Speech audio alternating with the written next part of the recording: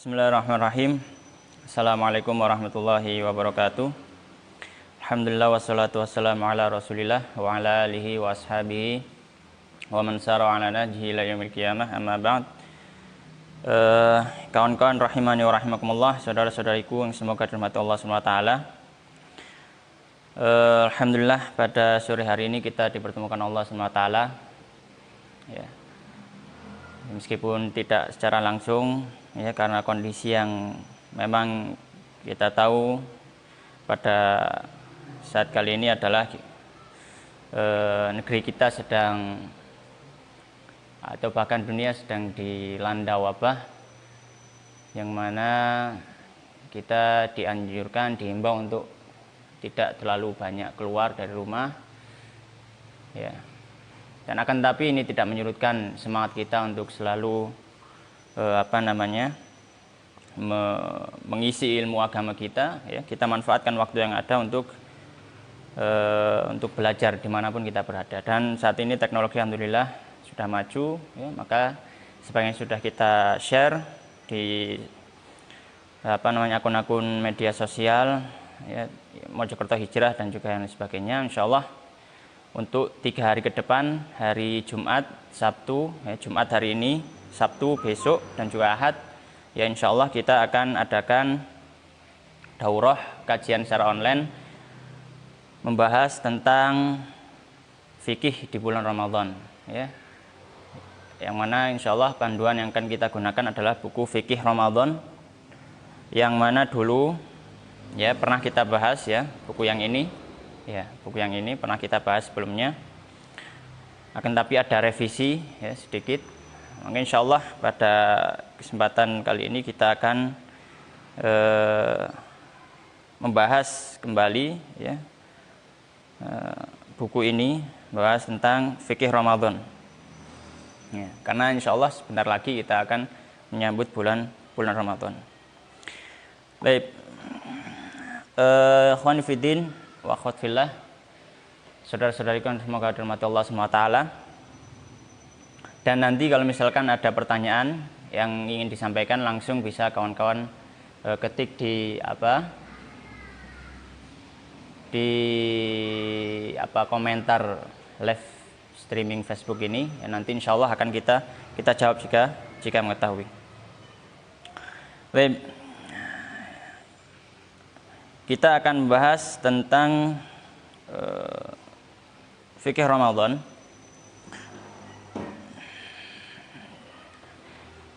Fikih Ramadan ini di dalamnya ada beberapa pembahasan yang nanti insya Allah kita bahas, ya. Jadi yang pertama tentu tentang puasanya, ya, tentu tentang puasanya, puasa Ramadan, ya. Kemudian pembahasan yang kedua adalah tentang sholat tarawih, ya. Karena sholat tarawih ini adalah merupakan salah satu ciri bulan Ramadan, ya, salah satu ciri bulan Ramadan.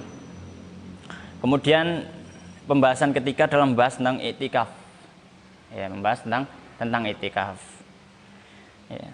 Kemudian pembahasan yang keempat adalah membahas tentang zakat fitrah atau zakatul fitr, ya. Ini terkait, ya, masih erat hubungannya dengan Ramadan.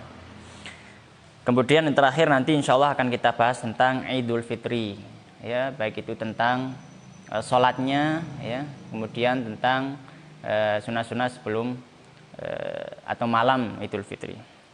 Jadi kawan-kawan rahmatullah subhanahu wa ta'ala,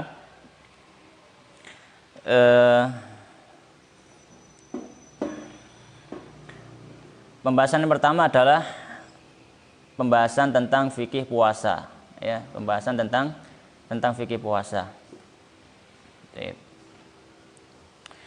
Nah,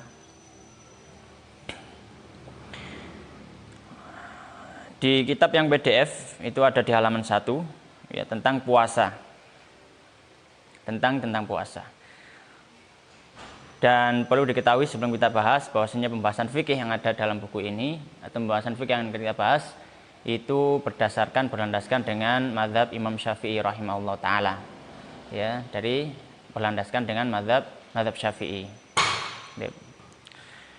Yang pertama tentang puasa adalah tentang makna puasa, hukum dan hikmahnya.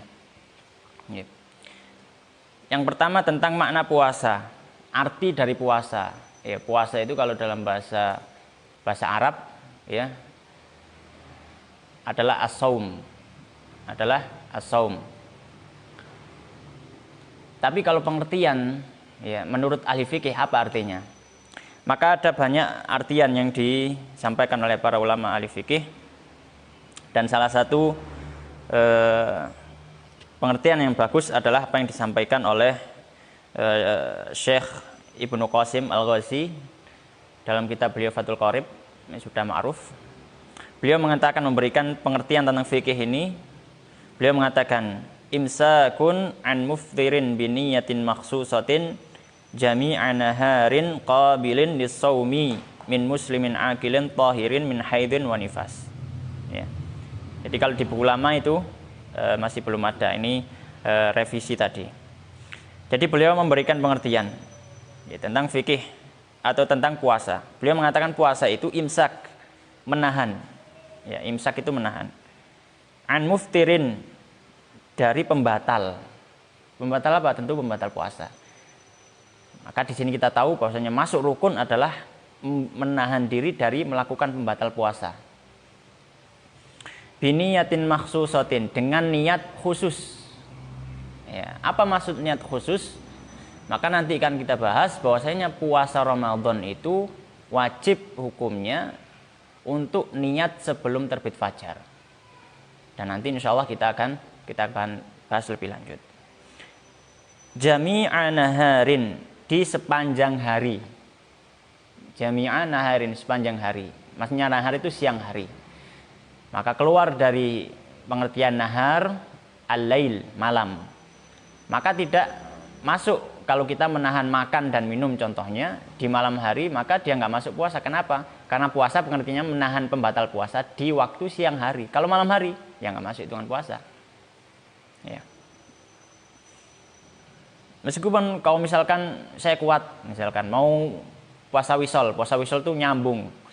Jadi sahur hari ini sahur, ya waktu buka dia nggak buka, terus nggak makan sampai sahur lagi. Jadi ini cara Jawa sahur kepeduk sahur gitu ya. Jadi nggak usah buka. Nah malamnya dia nggak dihitung puasa pahalanya. Kenapa? Karena puasa itu cuma siang hari pahalanya. Masih bengi poso ya gak oleh ganjaran.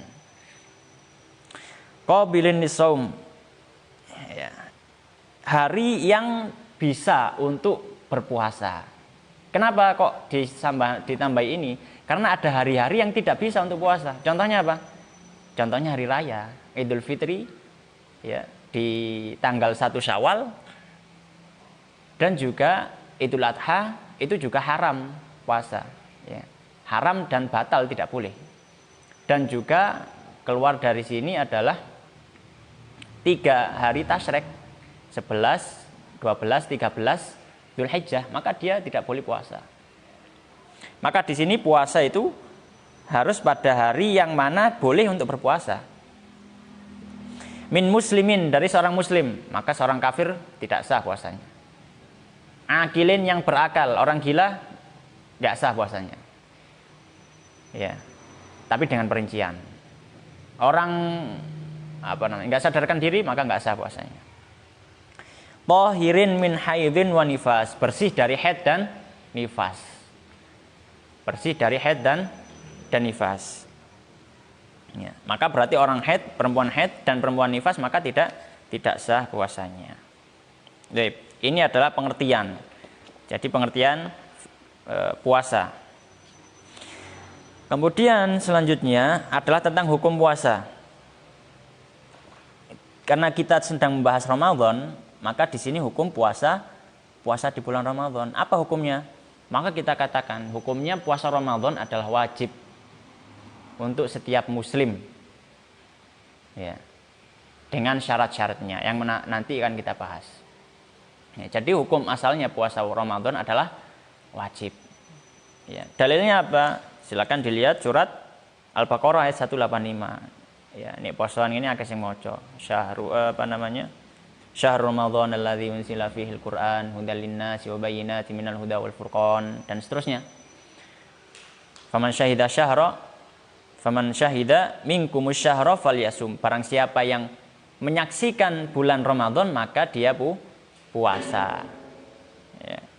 Maka puasa Ramadan adalah wajib. Pertanyaannya sekarang, adakah puasa wajib selain Ramadan? Ya, adakah puasa wajib selain Ramadan? Kita katakan puasa Ramadan wajib dan tidak ada puasa wajib selain Ramadan. Ya. Kecuali kecuali adalah puasa nazar. Tapi bukan puasanya yang wajib, puasanya itu sunnah sebenarnya. Cuma menjadi wajib karena nazarnya. Contoh, kalau misalkan nih aku lulus sekolah, aku tak poso Senin Kemis selama 2 bulan. Poso Senin Kemis itu sunnah. Tapi ketika nazarnya tadi merubah yang sunnah jadi wajib. Dan ibadah apapun kalau dinazarkan maka itu jadi wajib. Dan juga puasa qadha, dan qadha pun masih ada hubungannya dengan Ramadan. Maka qadha hukumnya wajib.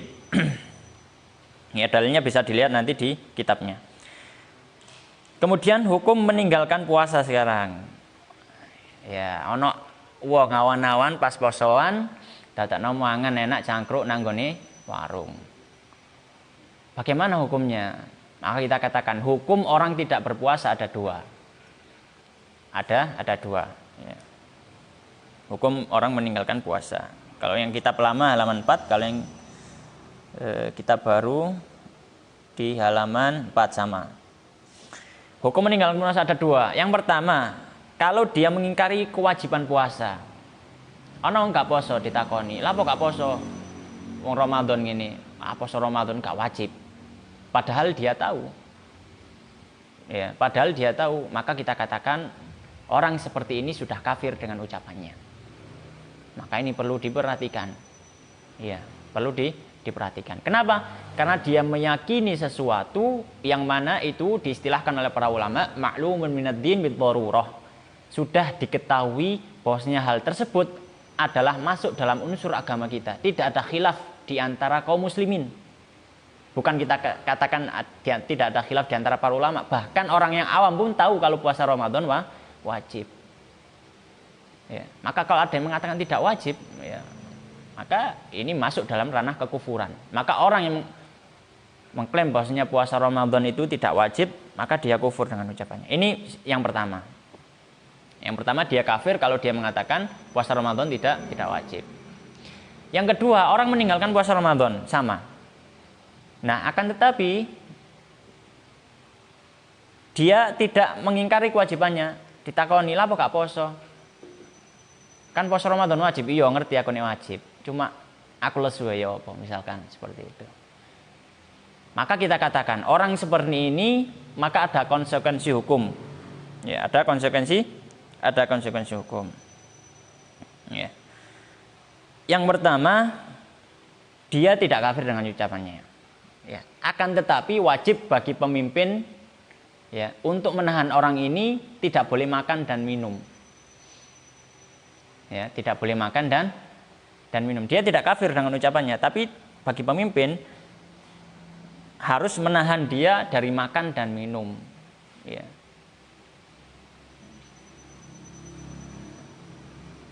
Supaya apa? Ya, supaya menghormati mayoritas kaum muslimin. Ya. Ya, hurmatul waqt kalau istilahnya para fuqaha, untuk menghormati waktu. Ya, waktu ini adalah waktu Ramadan. Allah sediakan kita untuk ibadah. Ya. Kalau ada orang kelihatan loh kok gak ibadah pada waktu yang disediakan Allah Subhanahu wa taala untuk ibadah, maka harus ditahan dia untuk terlihat beribadah juga sebagai bentuk hormat ta'zim terhadap syiar Allah Subhanahu wa taala. Ini adalah hukum meninggalkan puasa, ya. Kemudian hikmah puasa. Nah, hikmah puasa banyak ya, diantaranya takwa. Kemudian bisa menekan syahwat. Kemudian yang ketiga, bahwasanya Ramadan ini bisa melatih kita untuk menjalani kehidupan dengan lebih baik, lebih teratur dalam menjalani kehidupan. Baik. Ini adalah pembahasan yang pertama tentang arti, kemudian hukum dan hikmah puasa Ramadan. Pembahasan kedua adalah, nah, bagaimana kita mengetahui sekarang ini masuk Ramadan apa belum? Nah, gitu. Sekarang ini masuk Ramadan apa belum?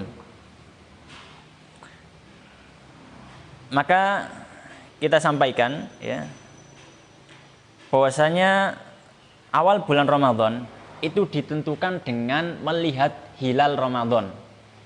Ya. Jadi ditentukan dengan melihat hilal Ramadan. Ya.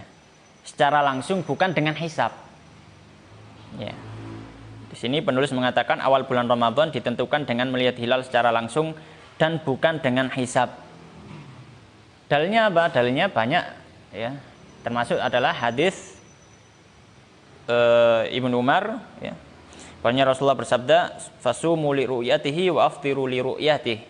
Fa in ughmiya 'alaikum faqduru lahu 30." Puasalah karena melihat hilal dan berbukalah karena melihat hilal. Maksudnya berpuasa itu masuk Ramadan karena melihat hilal. Ya. Jadi ini adalah dengan melihat hilal, bukan dengan hisab, bukan dengan hitung-hitungan kalender, ya. Dengan hitungan kalender, tapi dengan melihat hisab. Dan alhamdulillah di Indonesia sudah dilaksanakan hal tersebut, ya, dilakukan oleh Departemen Agama dan juga lembaga sosial masyarakat yang lain, ya, juga melakukan pengecekan hilal ketika sudah di malam ke 30 Sya'ban. Ya. Ini pilihan pertama. Pilihan pertama adalah melihat hilal. Baik. Kemudian kalau misal hilal tidak terlihat, bagaimana? Kalau hilal tidak terlihat, maka dengan menggenapkan bulan Sya'ban menjadi 30 hari. Mengenapkan bulan Sya'ban jadi 30 hari. Ya, seperti yang biasa berlaku di Indonesia. Ya, jadi digenapkan 30 hari. Ya. Jadi melihat hilal itu di malam 30. Maksudnya malam 30 itu besoknya itu tanggal 30 Sya'ban. Kalau misalkan ada kelihatan. Ya. Jadi misalkan sore ini, ya, sekarang ini tanggal 29 Sya'ban misalkan. Nanti malam itu sudah masuk tanggal 30 Sya'ban, tapi malamnya. Ya. Kan hitungannya kan dimulai dari tenggelamnya matahari. Ya, nanti sore ini dilihat. Kalau misalkan kelihatan hilal, maka besok hitungannya jadi 1 Ramadan. Bukan 30 Sya'ban.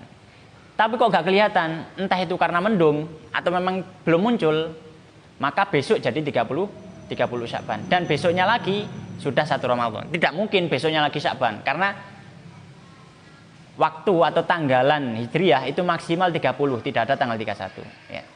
Jadi dengan menggenapkan Sya'ban 30 hari kalau misalkan tidak bisa melihat. Sebagaimana sudah dilaksanakan oleh pemerintah Indonesia. Dan kemudian kesaksian hilal. Ya. Maka saksi itu sebenarnya hukum asal dalam syariat Islam. Hukum asal saksi itu harus 2 laki-laki yang adil. Ya. Allah SWT berfirman dalam Al-Quran, ya, washidu syahidaini mir rijalikum, dan persaksikanlah dengan 2 saksi min rijalikum dari laki-laki kalian. Ya. Fa illam yakunu rajulaini farajulun wa imra'atani. Kalau misalkan tidak ada, maka saksi dirubah 1 laki-laki, 2 perempuan, karena 1 laki-laki hitungannya sama dengan 2 perempuan. Maka saksi minimal dalam Islam itu 2 laki-laki atau 4 perempuan. Tapi khusus untuk masalah masuknya Ramadan ini, dalam mazhab Syafi'i mencukupkan dengan 1 saksi saja. Masih ono wong siji ngomong hilal sudah masuk misalkan. Sudah ada hilal. Ya. Sudah ada hilal. Ya, maka sudah masuk bulan Ramadan. Ya, sudah masuk bulan Ramadan. Ya. Akan tetapi saksi ini juga ada syarat-syaratnya. Di antaranya adalah saksi ini memang kredibel. Dalam artian kredibel itu bisa dipertanggungjawabkan persaksiannya. Ya, persaksiannya. Bukan kesaksian yang abal-abal gitu ya. Misalkan kita Ya, kita pengen lihat gitu kan, tanpa tahu, nggak pernah belajar ilmu falak, nggak pernah belajar apa, kemudian kita coba lihat hilal. Ya nggak bisa. Kenapa? Karena kita belum kredibel. Ya, jadi harus dipersaksikan dengan orang yang memang bisa, gitu ya. Dan tahu apa yang disaksikan, gitu. Ya bukan salah lihat ya. Ternyata ketika, ternyata masuk hilal loh. Ternyata di teropongnya itu ono apa jenenge goresane ya. Padahal itu di lensanya dikira hilal, padahal bukan. Baik. Nah, kemudian pembahasan yang ketiga tentang masuknya awal Ramadan ini adalah tentang ikhtilaful matali. Ini yang sering menjadi perdebatan. Poso iku melok ndi? Poso melok Poso melok Saudi atau poso melok endi gitu ya. Atau poso melok daerah dewi-dewi. Dalam mazhab Syafi'i yang mutamat, bahwasanya puasa itu mengikuti ikhtilaful matali. Jadi perbedaan matlak. Matlak itu apa? Matlak itu gampangannya adalah tempat yang sama terbit matahari dan juga tenggelamnya. Hampir sama waktunya. Ya, hampir sama waktunya. Itu matlak. Jadi kalau misalkan sekarang kita di Indonesia, yang hampir sama misalkan ya ASEAN. Ya, ASEAN hampir sama gitu ya. ASEAN hampir sama waktunya. Ya, jadi masih satu matlak, satu daerah. Beda kalau misal dengan Amerika misalkan. Ya. Kene awan kono bengi. Ya, itu sudah berbeda waktunya, berbeda jauh, ya, berbeda jauh. Ya. Jadi bukan dengan satu orang di bumi ini. Jadi di bumi ada yang bilang lihat, kemudian hukumnya berlaku untuk seluruh bumi, tidak. Ya, tapi setiap daerah ya punya hukumnya masing-masing. Ya, punya hukumnya masing-masing. Ini sebagaimana dalam hadis Quraib, ya. Hadis Quraib di situ silakan dibaca sendiri dalilnya, ya. Silakan dibaca sendiri dalilnya. Maksudnya di situ ada seorang tabi'in ya, yang datang kepada pada seorang sahabat ya. Kemudian dia mengatakan, tempat saya sebelum kemarin, negeri saya sebelum kemarin sudah sudah berbuka, sudah hari raya. Di sini kok masih puasa ya gitu. Maka mengatakan ya begini, Rasulullah SAW mengajarkan kepada kita. Dalam artian berbeda, jadi tidak harus satu melihat itu berlaku hukumnya untuk seluruh dunia. Ya. Yep. Kemudian ini adalah ikhtilaful matali. Ya. Tapi ini pun ya ada yang membantah ya. Banyak mengatakan ya dengan ittihadul matali. Ittihadul matali itu ya. Ini Saudi ndelok wis ketok hilal, berarti Indonesia ya melok poso. Ini Amerika ndelok hilal, berarti Indonesia melok poso. Ini Indonesia ndelok hilal, wis ketok, berarti Amerika ya melok poso. Dalam artian satu orang melihat di dunia, maka hukumnya berlaku untuk seluruh dunia. Ada yang berpendapat seperti itu, dan ini adalah pendapat yang lemah. Baik. Kemudian kawan-kawanku rahimani wa rahimakumullah. Sekarang ada tambahan yang masih hubungannya dengan masalah perbedaan daerah ya. Masalah perbedaan daerah dalam puasa. Kasusnya adalah kalau hari ini misalkan, kalau kita di Indonesia misalkan, di Indonesia ini kita masih puasa, ya, atau misalkan sudah mendekati berbuka lah. Misalkan kita mau pergi ke Saudi, ya, Saudi itu jaraknya 4 jam, ya, perbedaan waktunya 4 jam sebelum kita. Kemudian kita safar ke sana. Ya, kita safar mulai jam 5. Kita safar mulai jam 5. Berarti di Saudi itu sekitar jam berapa? jam 5, jam 4, jam 3, jam 2, jam 1. Masih jam 1 siang. Berarti kita berangkat dari Indonesia jam 1 siang. Ya, pesawatnya mungkin cuma 1 jam. Berarti kalau 1 jam, harusnya kalau kita puasa mulai di Indonesia, kan harusnya sudah berbuka. Kan jam 5 tambah 1 jam jadi jam 6. Nah, jadi jam 6. Ya. Tapi nyampe Saudi karena 1 jam, di Saudi kok masih jam 2. Nah, ini gimana? Ya, ini kan perbedaan waktu.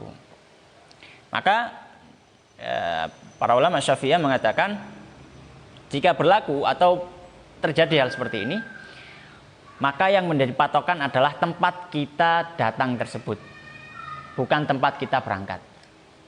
Dalam artian, misalkan kalau seperti itu tadi, kita berangkat di Indonesia, dari Indonesia, berangkat naik pesawat jam 5, di Saudi masih jam 1, perjalanan 1 jam, sampai Saudi di Indonesia jam 6, di Saudi jam 2. Apakah kita berbuka? Maka kita katakan tidak berbuka. Berbuka bareng wong-wong Saudi. Ya, berbukanya waktu sana. Ya. Jadi kita apakah masih melanjutkan puasanya? Masih melanjutkan puasanya. Nah, ini kalau puasa. Kasus lain, kalau hari raya. Ya, kalau hari misalkan. Ya, kalau hari raya misalkan, ya. Maka hitungannya adalah hitungan tempat daerah kita datang tersebut. Kalau misalkan tempat kita berangkat itu hari itu sebenarnya sudah hari raya, ya, atau besok itu sudah hari raya. Sedangkan ketika kita datang ke sana, misalkan ke Saudi, ya,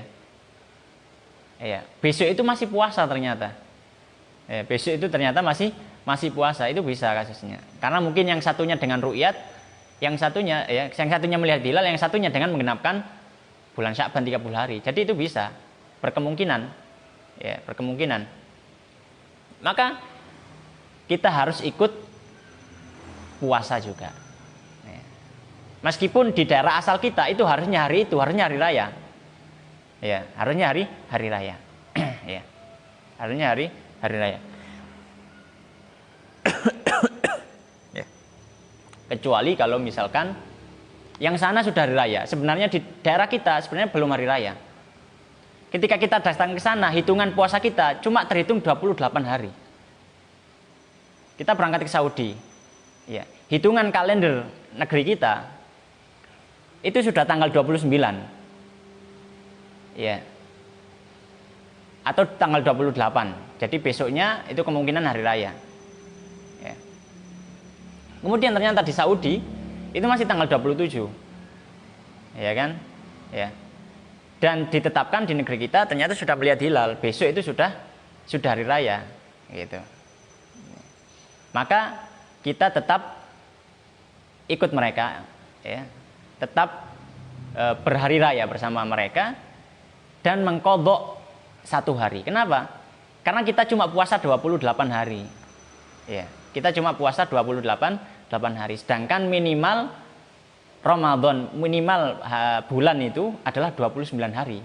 Jadi tidak mungkin ada bulan 28 hari kecuali bulan Masehi di bulan Februari, dan itu enggak semuanya.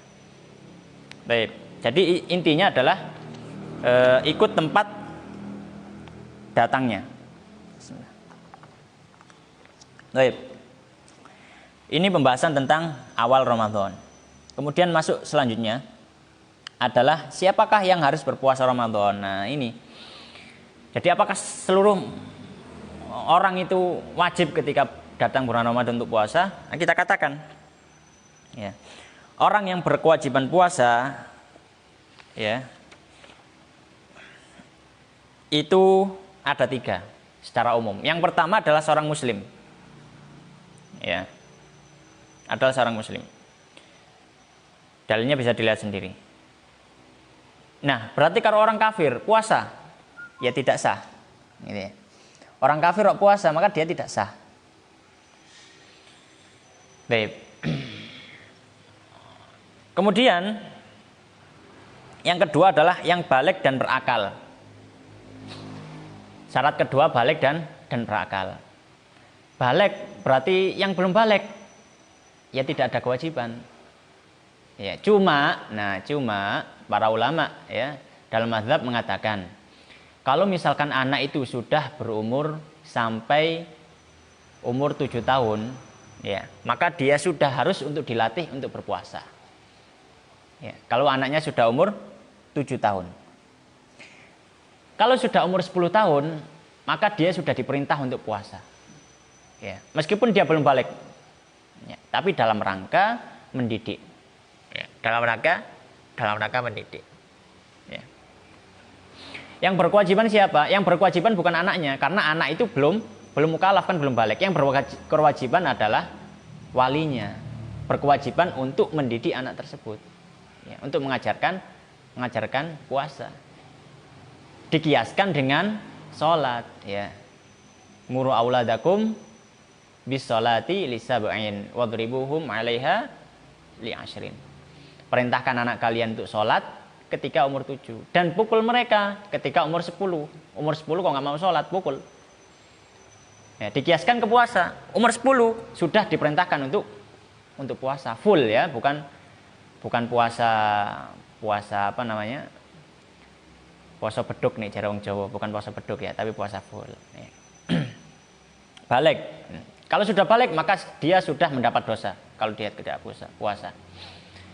Tapi kalau sebelum balik ya maka tidak ada kewajiban. Tapi orang tua wajib untuk mengajarkan kepadanya. Kemudian berakal. Ya, kalau orang tidak berakal ya tidak ada kewajiban.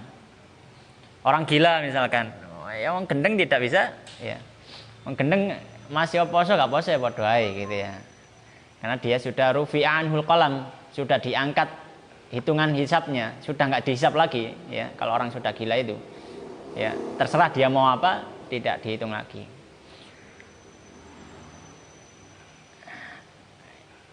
Nah, masuk juga berakal adalah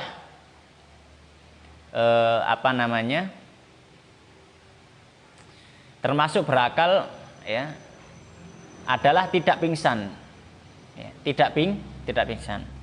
Bagaimana kalau pingsan?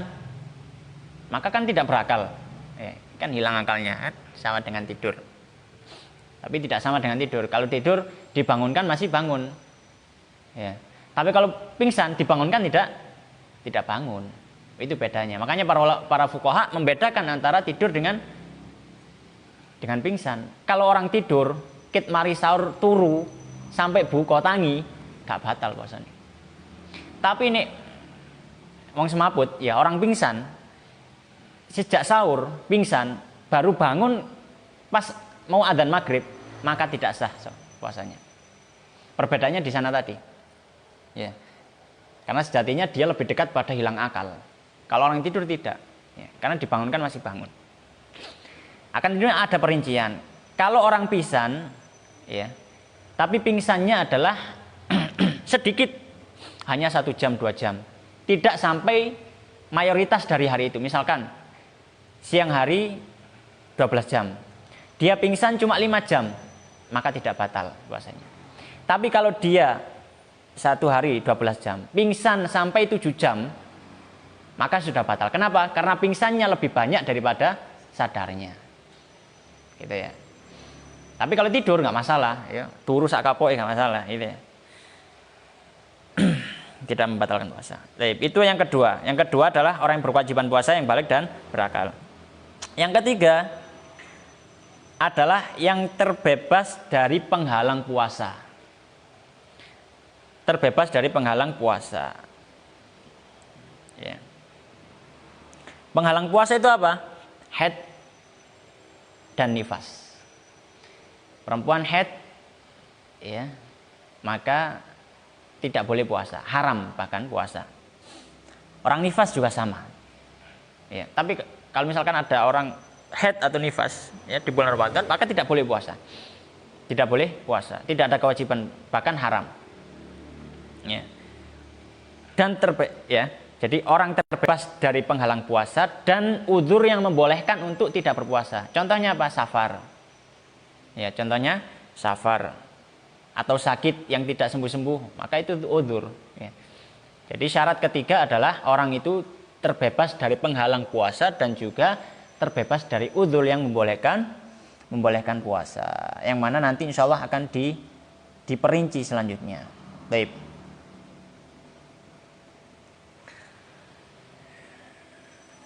Sudah ada pertanyaan tak Mas Andri? Belum, ya wis. Nanti kalau misalkan ada yang mau tanya langsung diketik saja ya di situ. Baik, kemudian sekarang pembahasan yang selanjutnya adalah tentang rukun puasa. Ini penting, rukun puasa berarti sesuatu yang harus dilakukan ketika bulan puasa. Itu rukunnya. Ya. Rukun sholat berarti sesuatu yang harus dilakukan di dalam sholat. Kalau tidak dilakukan maka batal. Rukun puasa juga gitu. Rukun puasa berarti sesuatu yang harus dilakukan ketika dalam puasa tersebut. Kalau tidak dilakukan maka batal.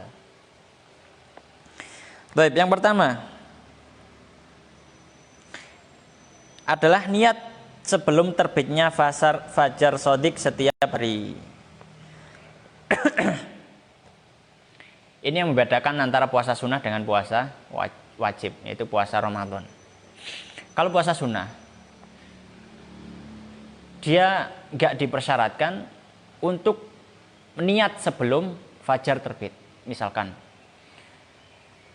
Misalkan saya, ya, tangi turu, ya, misalkan bangun tidur lah, bangun tidur adzan subuh misalkan, kan sudah lewat fajar shadiq, belum makan belum minum, sholat kemudian tidur lagi, kemudian bangun lagi sekitar jam 9, ngelihat kok gorong mateng, ya. Ketika ditanya, "Ono sarapan ta?" "Gorong ono." "Ya wis, aku tak poso." Berarti kalau bilang aku tak poso, ya, baru niat jam 9 pagi tadi, maka itu sah puasanya. Tapi kalau Ramadan, ya, dia nggak niat sama sekali malamnya. Ya, habis sholat taraweh, karena saking ngantuknya langsung tidur, bangun adzan subuh. Dan di dalam hatinya nggak ada kerentek sama sekali, aku menit tak poso rek, gitu. Nggak ada kerentek sama sekali. Ya, kerentek itu istilahnya ya. Apa kalau bahasa Indonesia ya. Jadi ada azam dalam hati, ada keinginan dalam hati. Nggak ada upaya gitu untuk menggerakkan hatinya, oh besok saya puasa gitu. Kemudian bangun besok. Kaget bangun, loh sudah pagi, dia nggak kerasa kalau hari itu hari Ramadan. Kemudian dia baru ingat ketika diingatkan oleh istrinya ketika mau minum misalkan. Loh saya kira Ramadan sih. Loh iya dah. Ya tak poso, tidak sah puasanya. Kenapa? Karena dia baru meniatkan ketika di siang hari tadi, ketika sudah terbit fajar. Maka di sini kita katakan rukunnya adalah niat sebelum terbit fajar. Jadi waktu sahur itu niat. Kalau nggak bisa misalkan takut, ya boleh niat setelah sholat tarawih misalkan, atau malam hari niat boleh. Ya, malam hari niat itu boleh, gitu ya. Dan para ulama dalam mazhab mengatakan dianjurkan untuk bertalafud bin niat. Talafud bin niat itu ya bilang, ya saya berniat puasa Ramadan besok, gitu. Ya, untuk besok hari. Ya, atau dalam bahasa Arab nawaitu shauma ghadin misalkan. Ya. Itu sudah cukup. Ya, nawaitu shauma ghadin. Nah, itu dianjurkan. Ya. Tapi kalau misalkan tidak talafut, tapi hatinya sudah kerentek, ya, maka sudah cukup. Para ulama itu menganjurkan talafut untuk membantu, karena terkadang kita lupa, lalai. Kalau itu Ramadan, gitu ya. Karena sudah menjadi kebiasaan, mungkin tanggal 1, tanggal 2 masih ingat ya, oh iya saya kira Ramadan. Nanti kalau sudah masuk tanggal 25 atau masuk tanggal tua, ya mungkin sudah lupa. Sebelum terbit fajar shadiq, sebelum terbit fajar shadiq setiap hari. Jadi niat nggak boleh rapel. Kalau di jamak tanggal 1, Bismillah, aku tak niat poso 30 dino full, wis gak niat maneh. Ya, gitu. Jadi wis dirapel, wis gak niat-niatan setelah itu, gitu. Maka dalam mazhab masih tidak mencukupi. Harus niat setiap hari. Kenapa? Karena puasa di setiap harinya dalam bulan Ramadan adalah ibadah yang berbeda. Buktinya apa? Buktinya boleh berbuka. Itu maknanya berarti dia tidak bersambung selama 1 bulan full itu. Ya. Puasa itu ibadah yang berbeda di setiap harinya. Maka harus butuh kepada niat yang baru di setiap harinya. Jadi tidak boleh dirapel. Untuk dalilnya silakan dibaca sendiri. Kemudian rukun yang kedua adalah tidak melakukan pembatal puasa. Ya, tidak melakukan pembatal puasa. Rukun pertama adalah niat. Rukun kedua tidak melakukan pembatal puasa. Pembatal puasa apa saja? Ini banyak disampaikan. Yang pertama, pembatal puasa, makan minum secara sengaja. Jelas ya. Jadi wong puasa ya kalau makan minum sudah jelas semuanya, sudah tahu. Ya. Apakah boleh bicara? Boleh bicara, ya boleh gitu ya. Tapi syariat sebelum kita itu ada puasa diam, poso meneng. Dan itu diabadikan dalam Al-Quran. Wa inni nadzartu lirahmani sauma falan ukallimal yauma insiya. Itu katanya Maryam ketika habis melahirkan Isa datang ke kaumnya kemudian ditatangi. Ya. Maryam, bapak ibumu itu wong elek, ya. Bapak apa mbah-mbahmu itu dudu wong elek. Kok iso awakmu iki lahir gak duwe ibu, gak duwe bojo. Dikira berzina. Maka Maryam diam saja dan mengisyaratkan kepada siapa? Kepada Isa gitu loh, ngomong ambil bayiku gitu ya. Maka para ulama mengatakan syariat sebelum kita ada syarat puasa tidak berbicara. Ya. Tapi setelah datangnya syariat Rasulullah SAW, Muhammad SAW, maka tidak ada, dihapus syariat itu. Ya. Jadi puasa berbicara tidak membatalkan puasa. Yang membatalkan apa? Makan dan minum. Secara sengaja. Kalau misalkan tanya, Ustaz, kalau gak sengaja ndak sak piring ngambil teh sak gelas ini. Saman eling, mboten ya. Kalau dielingno pas entek misalkan, oh gak batal. Itu berarti rezeki yang diberikan Allah Subhanahu wa taala kepada kita. Ini disyukuri saja gitu ya. Jadi poso wareg ya model ini gitu ya. Jadi poso wareg ini. Itu dengan syarat ya tanpa disengaja ya karena lupa. Ya, karena lupa. Bagi yang melihat, apakah harus diingatkan? Wajib diingatkan. Ya, wajib diingatkan. Misalkan ono koncone, ya, awan-awan ngombe es pada Ramadan, dia lupa nek poso. Ya. Habis lari-lari ketok pegel gitu kan. Gak boleh, tak jar masih sampai entek ketokane arek pegel ini. Engko ini wis mari entek tak elingno. Gak boleh. Ya boleh. Tapi harus diingatkan ketika itu. Kenapa? Karena meskipun itu adalah rukhsah, keringanan, udzur, tapi itu adalah bentuk kemungkaran. Maka dia harus diingkari kemungkarannya. Pembatal kedua adalah masuknya ain ke dalam jauh. Nah, iki apa masuknya ain ke dalam jauh ini? Ini yang dibahas oleh para ahli fikih. Ya, bukan cuma mazhab Syafi'i, mazhab yang lain juga membahas masalah ain masuk ke dalam jauh ini masuk dalam pembatal. Ya. Gampangannya masuknya ain ke dalam jauh nanti bisa dilihat sendiri ya perinciannya. Ya. Masuknya ain ke dalam jauh itu adalah masuknya sesuatu yang terlihat oleh mata, ya. Atau diistilahkan oleh para ulama dzatu jurm. Jadi memiliki bentuk fisik. Meskipun itu adalah asap, misalkan asap rokok, makanya para ulama mengatakan rokok itu membatalkan puasa. Kenapa? Karena yang dihisap itu adalah memiliki bentuk fisik. Buktinya apa? Nek wong rokok, ya, nanggone apa jenenge kapase itu pasti berbekas kuning. Ya, maka itu yang membuktikan bahwasanya dia ada bentuknya. Ya. Maka para ulama mengatakan rokok masuk pembatal. Nanti insya Allah kita bahas di pembatal kontemporer. Ya.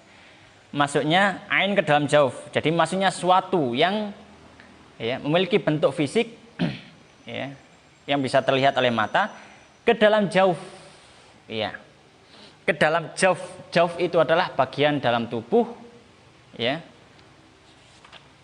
Di situ mungkin perlu kita tambahkan ya. Min al-manfadhil maftuh, dari lubang-lubang terbuka, itu yang belum di situ ya. Jadi masuknya ain ke dalam jauh dari lubang yang terbuka. Ya, kita tambahi di situ dari lubang yang terbuka.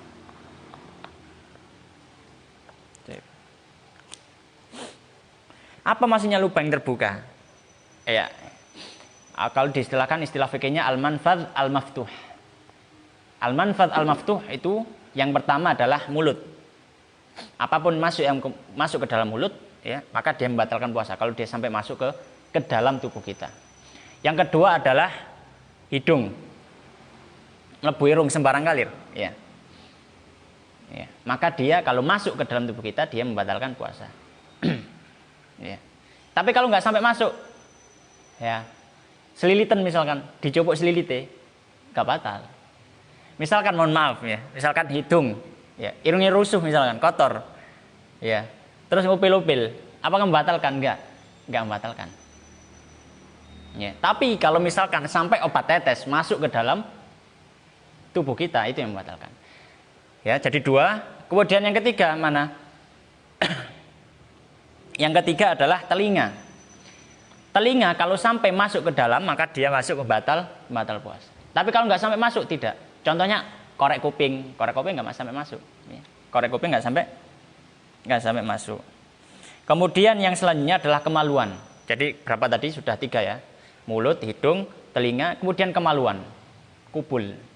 Ya, kalau masuk dalam kemaluan sesuatu maka dia membatalkan puasa. Ya. Kemudian yang kelima adalah dubur. Masuk ke dalam dubur. Maka ini juga masuk pembatal puasa. Ya, jadi pembatal puasa yang kedua adalah masuknya ain ke dalam jauf melalui lubang yang terbuka. Mana lubang yang terbuka tadi? Mulut, hidung, telinga, kemaluan dan dubur.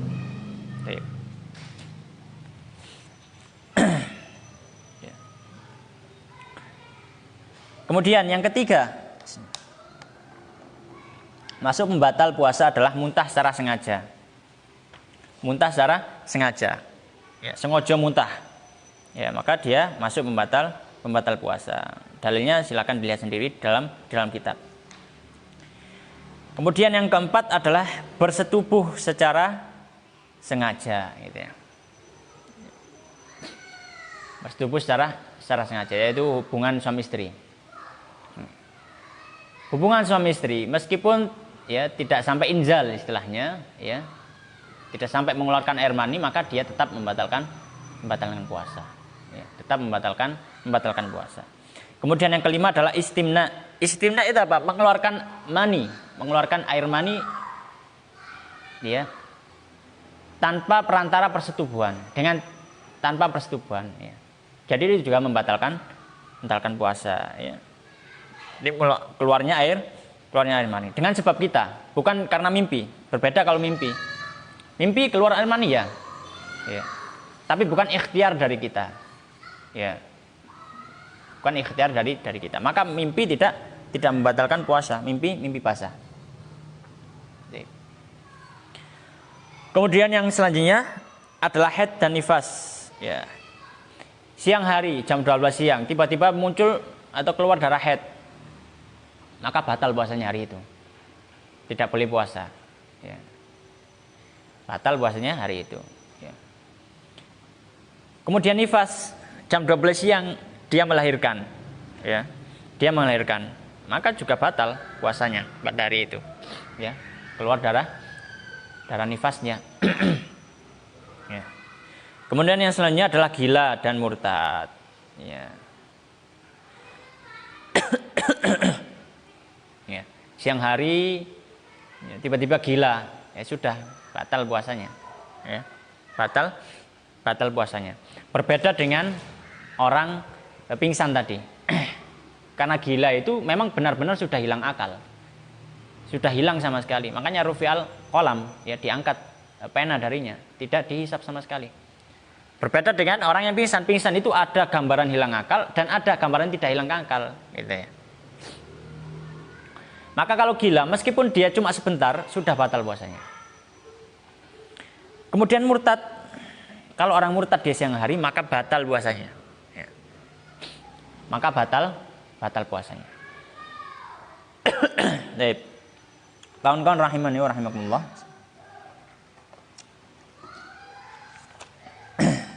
Kemudian pembahasan terakhir insyaallah pada pertemuan pertama ini adalah pembatal puasa kontemporer. Kemudian kita akan menjawab pertanyaan kalau ada. Ada pertanyaan? Baik, kita baca agak cepat karena waktunya sudah malam. Yang pertama, pembatal puasa kontemporer. Pembatal puasa kontemporer, contohnya nomor 1, rokok dan shisha. Ya, rokok itu membatalkan puasa. Awan-awan rokokan batal puasanya. Ya. Ya, atau shisha juga sama. Ya, karena apa namanya? Dukhan atau asap, ya, itu adalah sesuatu yang terlihat mata dan memiliki bentuk. Ya, maka ketika masuk dalam tubuh, maka dia membatalkan puasa. Yang kedua adalah inhaler. Ya. Inhaler itu adalah kalau kita tahu orang kena penyakit asma, biasanya pakai obat yang disedot melalui hidung atau mulutnya, itu inhaler. Maka kalau memakai itu dia membatalkan puasa. Ya. Kenapa? Karena masuk ain ke dalam jauf. Ya, masuknya ain ke dalam jauf. Kemudian yang ketiga adalah gastroskop. Ya. Gastroskop itu alat yang dimasukkan ke dalam tubuh, ya, biasanya melalui mulut, ya, atau hidung untuk melihat bagian dalam tubuh kita. Ya. Enema. Ya. Ya.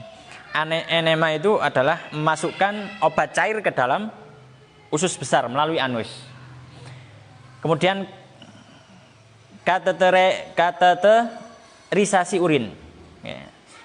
Itu memasukkan alat ke dalam kubul kita, ke dalam kemaluan kita, supaya kalau kencing nggak harus ke WC. Kalau kita pernah sakit itu kan, ya. Kalau kita pernah sakit, ya ada alat yang dimasukkan, mungkin ada yang ke dalam kemaluan kita, supaya kencingnya langsung keluar di wadah tersebut. Kemudian supositori. Ya, supositori itu adalah obat, ya, obat atau kapsul yang dimasukkan ke dalam dubur, ya, dimasukkan ke dalam dubur. Ini juga membatalkan puasa. Kaedahnya tadi, setiap ain, setiap suatu yang ada bentuk fisiknya masuk ke dalam al-manfadh al-maftuh, ya, masuk ke dalam tubuh melalui lubang yang terbuka yang sudah kita sebutkan tadi, maka dia masuk dalam membatal puasa. Yang keempat adalah obat tetes telinga. Obat tetes telinga ini juga membatalkan puasa. Ya, jadi nggak boleh pakai obat tetes telinga. Kenapa? Kan dia meresap ke dalam. Beda dengan orang korek kuping, ya, urut-urut kuping enggak, karena dia cuma di luar saja. Ya. Sama dengan orang ngupil tadi, dia nggak sampai masuk ke dalam. Yang kelima, bius total. Ya, bius total tadi dengan perincian. Dengan perincian. Perincian yang pertama, bius totalnya itu ketika dia dibius, dia sudah hilang kesadaran total. Ya. Dan dia pingsan selama dibius di kebanyakan dari hitungan hari tersebut, ya. Kalau misalkan 12 jam dalam siang hari, dia pingsan sampai 7 jam, maka dia sudah batal. Itu yang syarat pertama. Syarat pertamanya pingsannya harus selama mayoritas dari jam pada siang hari. Kalau kurang dari itu, maka tidak membatalkan. Syarat kedua, biusnya tidak melalui kalau orang sakit itu, Mas Andri, infus, bukan melalui infus. Ya. Kenapa? Karena para ulama mengatakan infus itu masuk pembatal puasa. Kenapa? Karena dia berposisi seperti makan dan minum. Ketika dimasukkan lewat situ, ya, maka berarti dia sudah pasang infus kan? Ya, dia sudah pasang infus. Ya, maka dia batal. Dia batal. Tapi kalau misalkan disuntik di anggota tubuh lain, misalkan disuntik di bokong misalkan, atau di urat kita misalkan, disuntikkan seperti itu, ya, bukan disuntikkan di infusnya, Karena kita sudah pasang infus duluan kalau disuntikan di infusnya. Tapi disuntikan di uratnya, maka tidak membatalkan puasa. Kalau dengan syarat tidak sebagian besar dari hari tersebut. Kemudian yang keenam adalah permen karet, inang, pasta gigi. Ya, permen karet, inang, pasta gigi, dia hukumnya makruh untuk dipakai selama siang hari bulan Ramadan. Dan kalau yakin ada yang masuk ke dalam tubuh kita tertelan, maka dia membatalkan puasa. Hukum pakainya makruh, tapi kalau yakin ada yang akan masuk, maka dia membatalkan puasa. Ya. Jadi permen karet itu, kalau misalkan ada rasanya kemudian kita telan, ya itu sudah membatalkan. Tapi kalau memakannya dengan kita yakin, kita nggak akan sampai nelan kok. Cuma di mulut saja, maka tidak membatalkan. Tapi makruh. Sama dengan inang atau pasta gigi. Memakai pasta gigi di bulan Ramadan itu makruh dalam mazhab. Ya, makruh dalam mazhab. Tapi kalau sampai yakin kalau ada yang masuk dari cairan pasta gigi tadi, maka membatalkan puasa. Yang ketujuh adalah berenang. Berenang itu makruh, sama juga hukumnya dengan yang awal. Tapi kalau yakin kalau masuk ke dalam kolam renang, nanti pasti ada air yang masuk ke dalam tubuh kita, maka dia membatalkan puasa. Tapi berenang sendiri hukumnya makruh. Kemudian yang ke-8 adalah suntikan. Dan suntikan ini ada perbedaan. Kalau suntikannya adalah suntikan seperti pengganti asupan nutrisi makanan tadi, seperti infus, maka dia membatalkan. Tapi kalau suntikannya seperti suntik sakit, gitu ya, di bokong atau di lengan, gitu ya, maka dia tidak membatalkan puasa. Wallahu ta'ala alam. Ini yang bisa kita bahas pada pertemuan pertama. Insyaallah kita lanjutkan besok hari di jam yang sama, di jam 4 sore sampai jam 5 dengan membahas pembahasan selanjutnya, yaitu hukum yang berkaitan dengan orang yang tidak berpuasa Ramadan. Insyaallah ta'ala. Sekarang mungkin kalau ada pertanyaan. Iya. Anggo. Bagaimana jika ada yang sedang berpuasa tiba-tiba keluar madhi, misal karena lelah atau sesuatu yang memancing syahwat, apakah puasa tetap sah atau tidak? Baik. Para ulama mengatakan yang membatalkan puasa adalah istimna. Istimna itu apa? Istimna itu mengeluarkan mani. Istimna itu mengeluarkan mani. Maka selain dari mani, air apapun yang keluar dari kemaluan tidak membatalkan puasa. Apakah itu madhi, ataukah itu wadi, ataukah itu air kencing, ya, ataukah itu air kencing, ataukah itu darah, kalau misalkan darah, ya, ataukah itu misalkan cairan perempuan, ya, maka semuanya tidak membatalkan puasa. Ya, meskipun madhi tadi dengan syahwat. Ya. Tapi yang keluar selama dia masih madhi bukan mani tidak masalah. Tapi kalau yang keluar mani karena syahwat kita, karena melihat kemudian keluar mani, maka ini yang membatalkan puasa. Makanya diistilahkan oleh para ulama istimna. Istimna itu mengeluarkan mani, dan ini mani secara khusus, tidak selainnya. Jadi setiap yang keluar dari kubul atau kemaluan kita itu tidak membatalkan kecuali mani. Dengan syarat, dengan ikhtiar dari kita. Allah ta'ala alam. Selanjutnya, Ustaz, bagaimana mengobati pilek atau hidung dengan obat sirup atau inhaler seperti flasker ketika berpuasa? Apakah kita batal meski dibutuhkan atau karena punya sakit sinusitis? Baik. Kalau inhaler kita sudah sampaikan tadi. Dalam mazhab inhaler itu membatalkan puasa. Ya, inhaler itu membatalkan puasa. Ya, kalau fresh care misalkan, fresh care, ya. Karena fresh care itu cuma aroma biasa, sama seperti saman goreng dok atau gak goreng dok, goreng iwak, ambune mlebu. Apakah membatalkan? Tidak membatalkan. Meskipun misalnya sengaja menciumnya, gitu. Tidak membatalkan. Tapi inhaler itu kan ada kandungan obatnya di situ, ya. Ada kandungan obatnya, ya, dan itu yang dikatakan oleh para ulama, maka dia membatalkan puasa. Membatalkan puasa. Berbeda dengan fresh care. Fresh care itu cuma diambil baunya saja. Beda kalau misalkan sampai cairannya yang dimasukkan, itu yang membatalkan. Ya. Jadi kalau fresh care seperti itu tidak masalah. Tapi kalau inhaler, ya untuk asma, ya, maka ini yang membatalkan puasa. Ya. Tapi kalau misalkan seperti fig, ya pakai fig, gitu kan, misalkan hidung tersumbat, terus pakai fig, ya pakai fig cuma dihirup saja gitu, maka insya Allah tidak membatalkan puasa. Wallahu taala alam. Ini selanjutnya.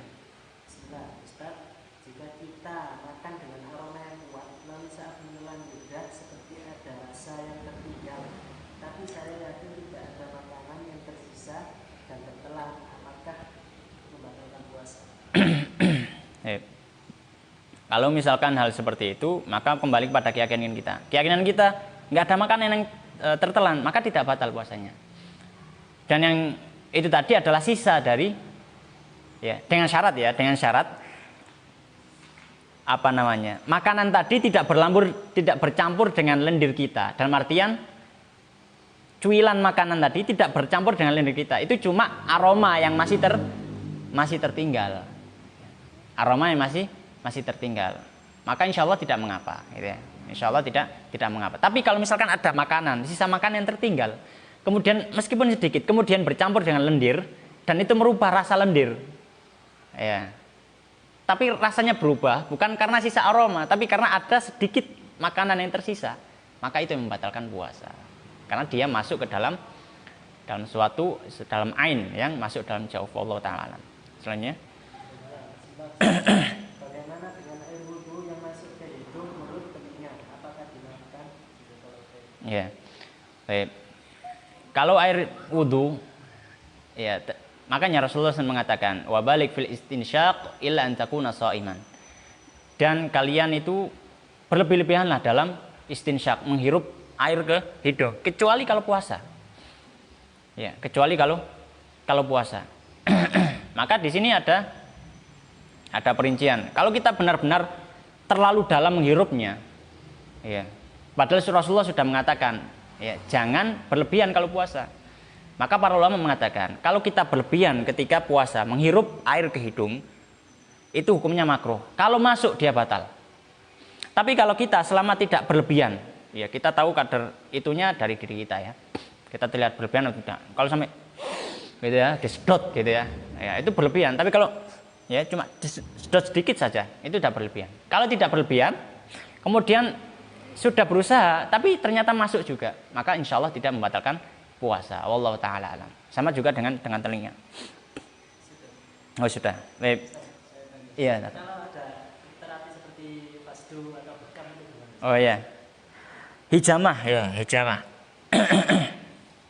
Dalam mazhab hukumnya adalah makruh, tapi tidak sampai dalam ranah membatalkan puasa. Beda dengan mazhab Hambali, mazhab Imam Ahmad, maka dia membatalkan puasa. Orang berbekam membatalkan puasa. Ya, maka kalau mengikut mazhab itu, maka berbekam membatalkan puasa. Fasdu juga. Tapi kalau dalam mazhab Syafi'i, maka dia makruh saja. Ya, jadi orang bekam, orang fasdu itu makruh. Termasuk juga hitungan ini adalah dikiaskan ke dalam donor darah. Donor darah apakah boleh-boleh, tapi makruh kalau bulan puasa. Kalau siang hari bulan puasa, ya, ketika puasa. Tapi kalau malam boleh, ya. Ya, malam boleh, tidak makruh. Yang makruh itu di siang hari ketika dia puasa, gitu ya. Allah Ta'ala alam. Sudah? Baik. Semoga bermanfaat. Kita tutup dengan doa kafaratul majelis. Subhanakallahumma bihamdika asyhadu an la ilaha illa anta astaghfiruka wa atubu ilaik. Wassalamualaikum warahmatullahi wabarakatuh.